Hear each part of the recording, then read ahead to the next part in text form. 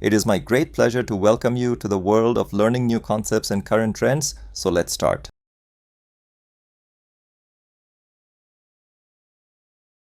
To build reliable software, you have to organize massive, chaotic streams of data into predictable structures. Without a strict model, scaling a system becomes impossible. Java approaches this problem through object-oriented programming.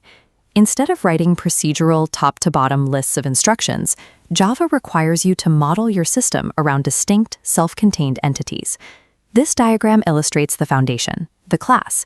It acts as a structural template defining specific data fields, like an ID, name, and age. The system uses that template to generate independent entities. From one person class, it creates distinct objects like John and Desi. The class itself is entirely theoretical. It is simply a boundary. The object is the actual manifestation of data operating in reality. Taking that analogy into the programming environment requires understanding how Java enforces the structure in code. Java is built on a class-based architecture. Every logical concept, rule, and piece of data must be encapsulated within a class. There is no code execution outside of it. Look at this standard class definition. A class is built from two primary components, the data variables defined at the top and the methods containing the executable code at the bottom. By writing a class, you are effectively creating a custom, user-defined data type, perfectly tailored to your system's needs. However, writing this definition merely dictates the shape of the data. The code on the screen does not inherently create usable data space in the system's memory. To see how this works mechanically, we will build a system designed to manage three-dimensional boxes. In this block of Java code, we take the first step. We define the properties that any box in our system must possess to be valid. We declare a box class, and inside it, we define three variables: width, height, and depth. These three properties are called instance variables. They act as the designated containers that will eventually hold the actual data. In object-oriented programming, the current values held in these variables represent the object's state. It is critical to recognize that compiling this code results in zero physical memory being allocated for a box. No box exists yet. At this stage, the code is purely a logical declaration.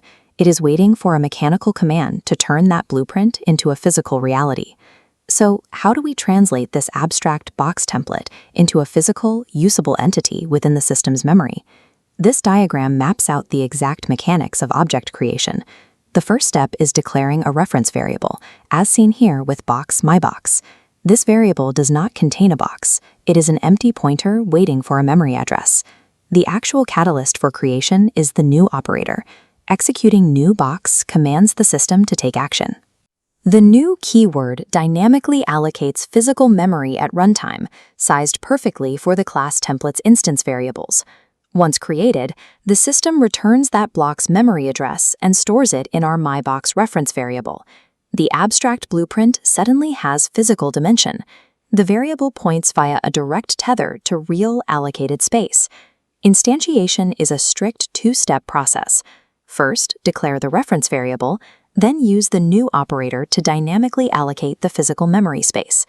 The strength of this architecture becomes obvious when the system scales up and requires multiple objects generated from the exact same class. Looking at lines 13 and 14 here, we instantiate two completely distinct box objects using the new operator twice. The Java virtual machine creates two entirely independent memory blocks. There are now two completely separate sets of width, height, and depth variables operating simultaneously. To interact with these specific, isolated variables, we use the dot operator. The dot operator acts as the bridge. It connects the reference variable, the specific pointer, directly to its corresponding instance's internal data.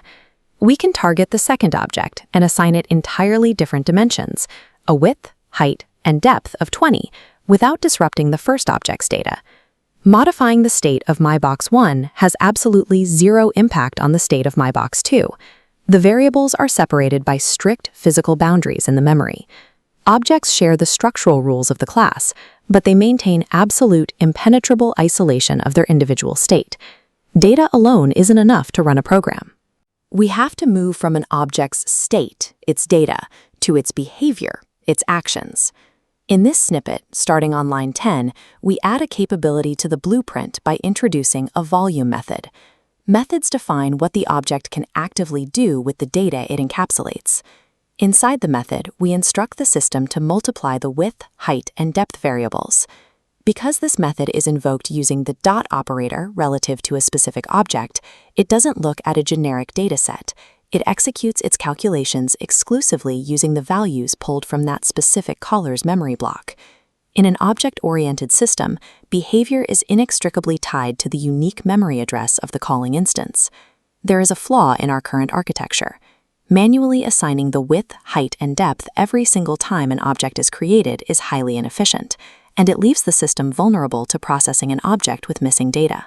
If the memory space is allocated but the data isn't assigned immediately, the program might attempt to calculate the volume of an empty box. We need an automated approach. Java solves this through a built-in mechanism called a constructor, which automates state initialization. A constructor has strict syntax rules. It must share the exact name of the class it resides in and carries no return type, not even void. This is because of its precise mechanical timing. A constructor executes automatically at the exact moment of creation, resolving before the new operator even finishes its allocation process. By utilizing constructors, you guarantee that an object enters the system's memory in a fully initialized, usable state, protecting the overall integrity of the program from the first millisecond it exists. When you zoom out from individual lines of code to view the virtual machine running at scale, the reliance on these mechanics becomes clear.